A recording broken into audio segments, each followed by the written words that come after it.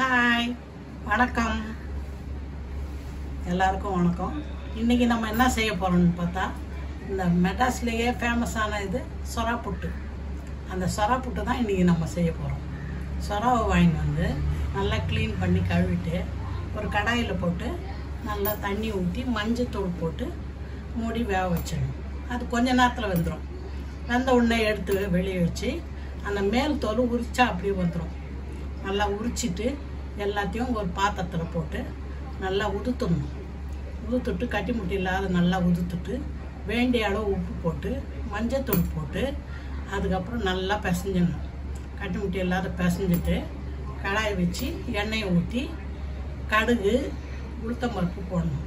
இதுக்கு முன்னால் நம்ம என்ன செய்யணும்னா நிறைய வெங்காயம் அரிஞ்சு வச்சுக்கணும்.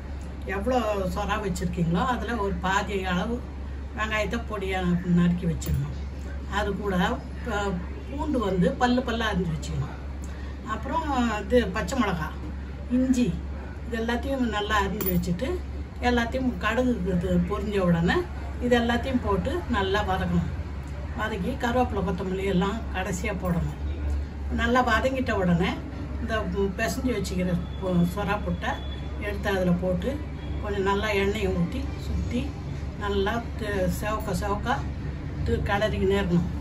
கிளறி வந்ததும் நமக்கு ஒரு பதம் தெரியும், நல்லா வந்துடுச்சுன்னு. வந்தப்புறம் அந்த இது கருவேப்பிலை கொத்தமல்லியை போட்டு இறக்கிட்டோம்னா சூடான இது சொரா புட்டு ரெடி. இதை வந்து மீன் குழம்பு கூட வச்சு சாப்பிட்டோம்னா அவ்வளோ நல்லாயிருக்கும். வாங்க செய்யலாம். பற்ற வச்சு தண்ணி எடுத்து வைக்கிறேன் கடாயில். இது வந்து 1 கிலோ சொரா இன்னைக்கு புட்டு செய்ய போகுது. இதை இந்த தண்ணியில் போடுறேன்.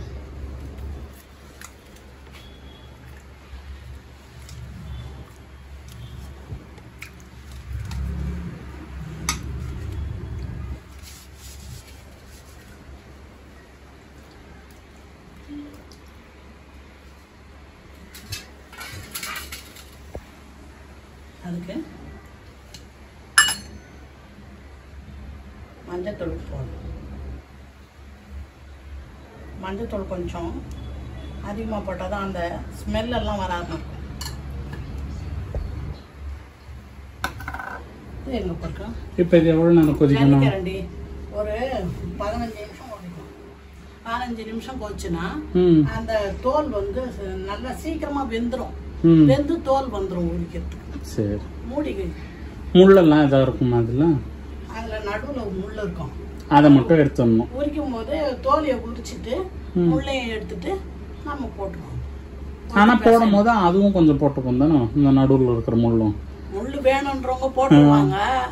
ஆனால் சில பேர் விரும்புவாங்க, சில பேர் விரும்ப மாட்டாங்க. மூடி கொடுங்க.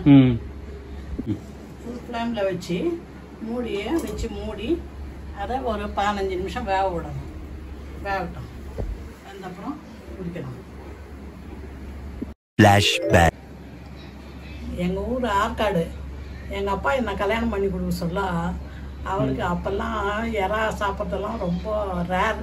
எல்லாரும் இது ரொம்ப மெட்ராஸ் போகிறவங்கன்னா தெரிஞ்சவங்க சாப்பிடுவாங்க. அதனால் என் சின்ன பொண்ணை மெட்ராஸில் கொடுத்துட்டு நான் போயிட்டு இறா சொரா புட்டு இறா வறுவல் எல்லாம் சாப்பிடுவேன் அப்படின்னு சொல்லிட்டு கொடுத்தாரு. அதுக்கப்புறம் வந்து சொல்லலாம் நாங்கள் இதை தான் அந்த ஆசையாக செய்து வைப்போம் அவருக்கு. அவரும் அதை நல்லா செய்து சாப்பிடுவார். அதுக்கப்புறம் கொஞ்ச நாள் தான் இருந்தார் எங்கள் அப்பா. அதுக்கப்புறம் எங்கள் அண்ணன், எங்கள் அக்கா, தங்கச்சிங்கெல்லாம் வருவாங்க. எல்லாருக்கும் இதான் செய்து போடுவாங்க. எல்லாரும் அதை விரும்பி சாப்பிடுவாங்க. மெட்ராஸ்னா ஒரு ஃபேமஸ் கைப்பக்கம். அப்போ நல்லா இருக்கும். எங்கள் மாமியாரோட கைப்பக்கம் ரொம்ப நல்லா இருக்கும். அவங்க கிட்ட இருந்து நான் இந்த இது எல்லாத்தையும் கற்றுக்குனேன். அவங்கள வந்து தோசை புள்ளன்னு சொல்லுவாங்க, சமையல்காரன்னு சொல்லுவாங்க. அந்த இது சாம்பாரோ ஏதோ கொதிக்கிறது வச்சு அதனோட உப்பு கறி சரியாகுதா இல்லையான்னு சொல்லிவிடுவோம் எங்கள் மாமியார். பரவாயில்ல. அந்த இடம் அது மட்டுமா உங்க அப்பா ஹோட்டல் வச்சிருந்தாரு? எங்க அப்பா வந்து இந்த திருவள்ளிக்கேணியில் ரத்னா கஃபே. அந்த ரத்னா கஃபே பார்த்துட்டு அவருக்கு ரொம்ப நாளா அந்த ரத்னா கஃபே ஹோட்டல் வைக்கணும்னு ஆசைப்படுறாரு. ஆனால் முதல்ல ஹோட்டல் வச்ச உடனே அவருக்கு வந்து அப்போ காந்தி மேலே ரொம்ப பற்று. அவர் நாட்டுக்கு சுதந்திரம் வாங்கி கொடுத்தாருன்னு காந்தி பவன் வச்சுட்டாரு. காந்தி பவன் வச்சு ஓடி இருந்தது ஹோட்டல். அப்போது திடீர்னு வந்து நான் வந்து 5வது பொண்ணு. நான் பிறந்த வீட்டில் இருக்கும்போது அப்போ ஒரு சட்டம் வந்துட்டான். வந்து காந்தி பேரில் வந்து யாரும் வியாபாரம் பண்ணக்கூடாது அப்படின்னு. அதனால் எல்லாரும் வந்து பேரை மாற்றிடணும் அப்படின்னா. அப்போ எனக்கு கரெக்டாக நான் பிறந்த 9வது நாள் தீட்டு எடுக்கிற நேரம். அப்போ எங்கள் அப்பா இந்த திருவள்ளிக்கேணி ரத்னா கஃபே ஹோட்டல் இது பண்ணி ஞாபகம் வச்சுன்னு எனக்கு ரத்னான்னு பேர் வச்சு ரத்னா கஃபேன்னு ஒரு ஹோட்டல் வச்சுட்டாரு. ஆற்காட்டில் ஃபேமஸ் ரத்னா ஹோட்டல். அங்கே என்ன கிடைக்கும்? வெஜ் தான். அங்கே வெஜ்ஜு தான், வெஜ் ஹோட்டல் தான். அங்கே என்விஎல்லாம் கிடையாது, வெஜ் ஹோட்டல் தான். சாம்பாரும் இட்லியும் இன்னமும் சொல்லுவாங்க தெரிஞ்சவங்கெல்லாம். ரத்னா கஃபே ஹோட்டலில் சாம்பார் அப்படி இருக்கும், இட்லி எப்படி இருக்கும். அப்போ எங்கள் அப்பா தான் முதல்ல பெங்களூர்லேருந்து ஃப்ரிட்ஜ் வாங்கி வந்து, அப்போ வந்து ஃப்ரிட்ஜுன்னு சொல்ல தெரியாது ஜனங்களுக்கு, ஐஸ் மிஷின். அந்த ஐஸ் மிஷினை ஏற்றின்னு வந்து ரோஸ் மில்க்கு, பாதாம் கீரு அதெல்லாம் அங்கே ஆற்காட்டில் புதுசாக இன்ட்ரடியூஸ் பண்ணது எங்கள் அப்பா தான். பரவாயில்ல. நாங்கள் ஹோட்டலில் நுழைஞ்ச உடனே எங்கள் அக்காவுக்கு பாதாம் கீர் பிடிக்கும், எனக்கு ரோஸ் மில்க் பிடிக்கும். உள்ள நுழைஞ்ச உடனே சர்வருங்க சொல்லுங்க போட ரோஸ் மில்க் ஒரு பாதாம் கீர் அப்படின்வாங்க. நீங்க குடிப்பீங்க ஜாலியாக குடிச்சிட்டு உட்காந்து. உங்களுக்கு அந்த ஹோட்டல் சாம்பார் ரெசிபிலாம் தெரியுமா? சாம்பார் தான், சாதாரண சாம்பார் தான், அவ்வளோ நல்லா வைப்பாங்க ஹோட்டல். அவ்வளோ இது ஃபேமஸ் இட்லி சாம்பார் நல்லா கவனிப்பாங்க. மசாலா தோசை எல்லாமே சூப்பராக இருக்கும். அந்த ஏரியாவிலே ஒரே ஹோட்டல் ரத்னா கஃபே தான். அதுக்கப்புறம் தான் மற்ற ஹோட்டல்லாம் வந்தது. நாங்க சின்ன வயசுல உங்க பேர்ல தான் இதெல்லாமே இருந்துச்சுன்னு நினைச்சோம், சென்னையில இருக்கிற ரத்னா கேஃபே எல்லாமே. அப்புறமா தான் தெரிஞ்சது, இதை பார்த்துதான் உங்களுக்கு வச்சிருக்காங்க. எனக்கு வச்சதே எங்க அப்பா. ஒரு 10 நிமிஷம் கழிச்சு இது வெந்துச்சான்னு பாருங்க. வெந்தது எப்படி தெரியும்னா அந்த பீஸ் எல்லாம் பாருங்க நல்லாவே தெரியும். இதை எடுங்க, தோலெல்லாம் ஆகுது. ஆனால் இன்னும் கொஞ்சம் வேகணும், கொஞ்சம் வேகணும். இன்னும் ஒரு 5 நிமிஷம் புரியுது, கொஞ்சம் வந்தால் போதும். சரி சரி.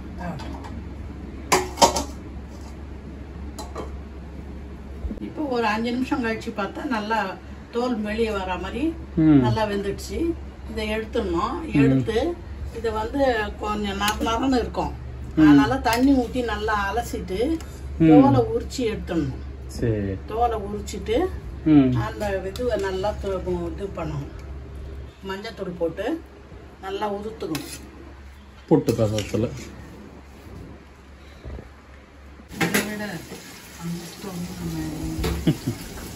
நீங்கள் என்ன மம்மி செய்கிறீங்க?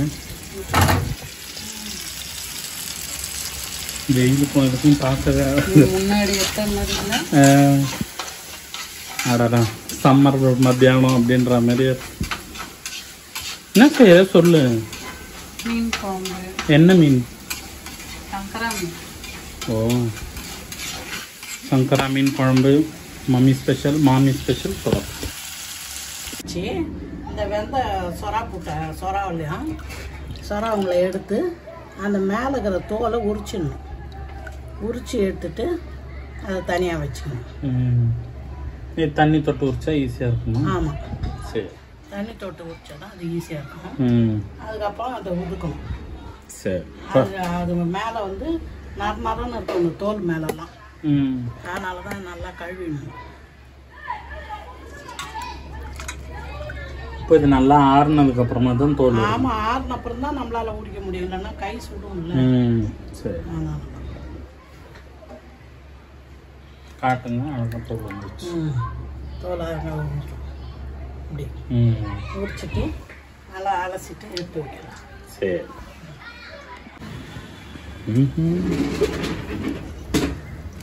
மீன் காட்டு எடுத்து பவுலோட.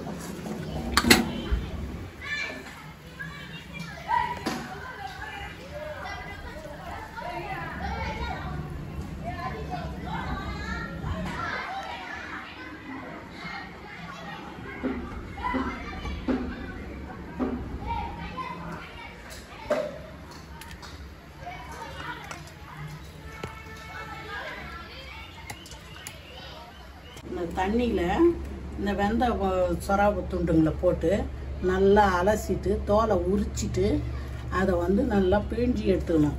பிழிஞ்சி எடுத்துட்டு தண்ணி இருக்கக்கூடாது, அதில் பிழிஞ்சி எடுத்துட்டு எல்லாத்தையும் உதுத்துக்கிட்டு மஞ்சத்தூள் உப்பு எல்லாத்தையும் போட்டு பிசையணும். பிசைஞ்சிட்டு போட்டுக்கலாங்களா? சரி, கொஞ்சம் உதுத்துட்டு அப்புறமா போட்டுக்கலாம். நல்லா உதுத்தணும், தண்ணி இருக்கக்கூடாது, நல்லா ட்ரையாக இருக்கணும். சரி, அப்போ தான் புட்டு வந்து நல்லா டேஸ்ட்டாக இருக்கும்.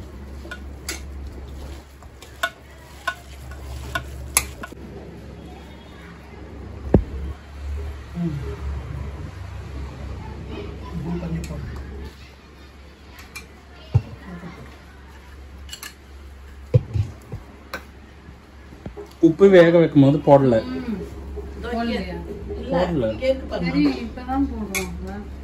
இங்கே எடுத்து வச்சுக்கிறேன். அது அதுலேயே கூட போடலாம்.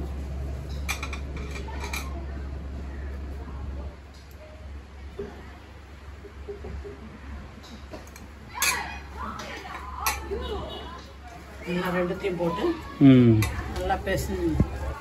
உதிரி உதிரியாக கட்டி முட்டிக்கலாது. ஸ்டவ் பற்ற வச்சு கடாயை அது மேலே வைக்கிறேன்.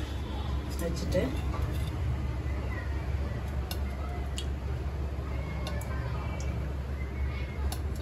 ஒரு 4 கரண்டி எண்ணெய் ஊற்றிருக்கேன். கடுகுமா கடாயை வச்சு ஒரு 4 கரண்டி எண்ணெய் ஊற்றிருக்கேன். கடுகு போடுறேன். ஒரு ஸ்பூன் கடுகு போட்டேன். அது பொரிட்டோம். ஒரு 3 வெங்காயத்தை நல்லா பொடியாக அரிஞ்சு வச்சுருக்கேன். அப்புறம் பூண்டு பொடியாக அரிஞ்சு வச்சுருக்கேன். பச்சை மிளகாய், இஞ்சி எல்லாத்தையும் பொடியாக அரிஞ்சு வச்சுட்டு எண்ணெயை ஊற்றி கடுகு போட்டுக்கணும். உடனே எண்ணெயில் போட்டு கடுகு பொரிஞ்ச உடனே வெங்காயத்தை போடணும். நல்லா பொடியாக அரிஞ்ச வெங்காயம், இந்த அளவு வெங்காயம், அந்த அளவு சுட்டுட்டு இந்த அளவு வெங்காயம்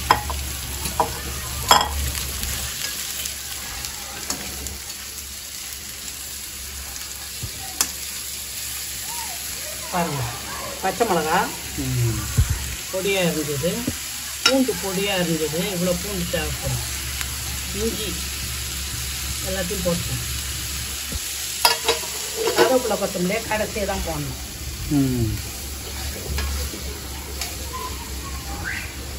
இப்போ இது நல்லா வதங்கணும். நல்லா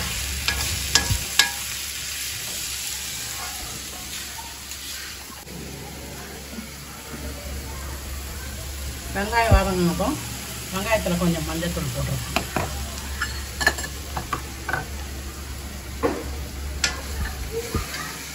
நல்லா வதங்கணும். வெங்காயம் நல்லா வதங்கிடுச்சு. இந்த அளவுக்கு வதங்கின உடனே நல்லா வெந்த மாதிரி வந்துருக்கு பாருங்க.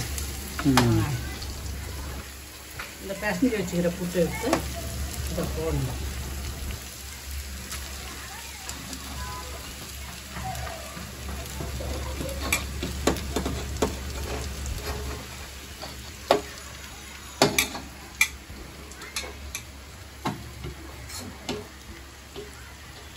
எல்லாம் எடுத்து நல்லா வழிச்சு போட்டு இதை நல்லா தடவணும்.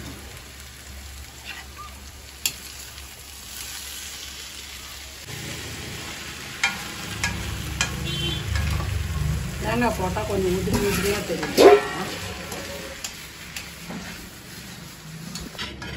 இப்போ இந்த சொரா புட்டு கிளறினதில் நல்லா உதிரி உதிரியாக நல்லா வந்துடுச்சு. டேஸ்ட்டும் நல்லா இருக்குது. கடைசியாக இது வந்து இந்த பதத்துக்கு வந்ததும் இது மேலே கொத்தமல்லி கருவேப்பிலை கொஞ்சம் தூவுங்க. தூவிட்டு மீன் குழம்போடு இதை வச்சு சாப்பிட்டோம்னா அவ்வளோ சூப்பராக இருக்கும்.